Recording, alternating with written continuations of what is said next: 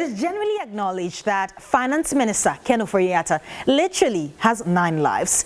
As the country's economy wobbles and parliamentarians agitate, his boss, who also happens to be his cousin and the president of Ghana, has insisted he won't give him up anytime soon. We were under an IMF program right until 2019.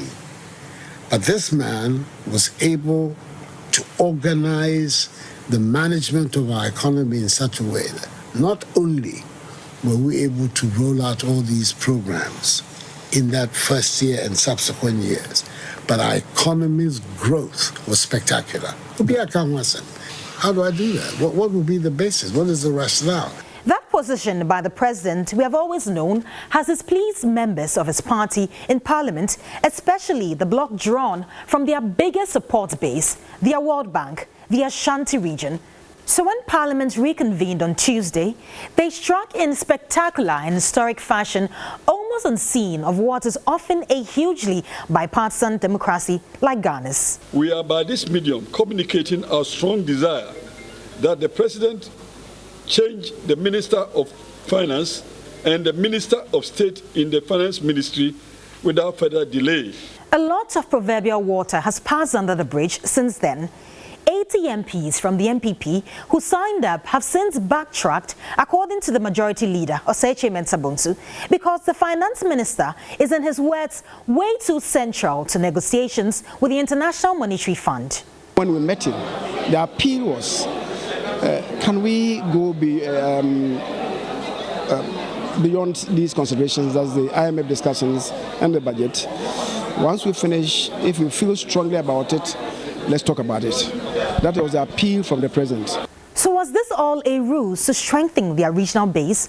Andy Apiakubi, who speaks for the disgruntled MPs, says no. Unfortunately, it was too late to rescue the minister, as the minority in parliament had already set in motion processes to censure the minister in accordance with Article 82 of the 1992 Constitution and Order 107 of the Standing Orders of Parliament. The motion cites conflict of interest, unconstitutional withdrawals from the Consolidated Fund, illegal payments of oil revenue into offshore accounts, fiscal recklessness, incompetence and gross mismanagement of the economy as the grounds for his removal.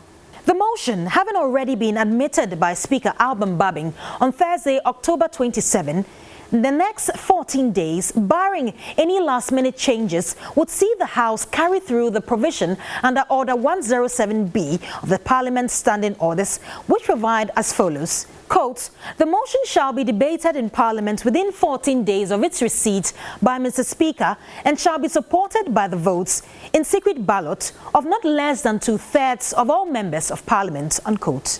In doing so, the law provides that the under-fire minister be given a fair hearing in accordance with Order 107C, which reads, quote, during the proceedings on the motion, the minister shall be entitled to be heard in his defense, unquote. When a vote of censure is passed, the president may, unless the minister resigns, revoke the appointment. This may not come as easy as it appears due to the peculiar dynamics of the 8th Parliament, a hung parliament with 137 MPs, a peace and an independent MP who sits with the MPP, making a majority group of 138 MPs.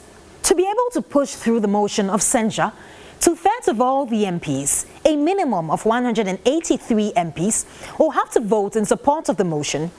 If the sides must depend on the strengths of their own numbers, the NDC can only count on the support of 136 MPs, less the Asin North MP James Jeji Kwesen, who is currently standing trial and has been restrained from Parliament. If they must succeed at this motion, they need to be able to court the support of at least 47 more MPP MPs to vote in favor of the motion. If only the 80 disgruntled MPs will express their displeasure in the secret ballot, the easier it gets for the NDC and the quicker Ken Ofori-Atta is shown the exit. It's purely a numbers game, and every single vote would count in determining the fate of Ken Ofori-Atta. If the motion fails to move the minister out, the only option is to wait till the end of the IMF negotiations, the passage of the 2023 budget, and the appropriation bills before the president makes a decision on him, if he ever does.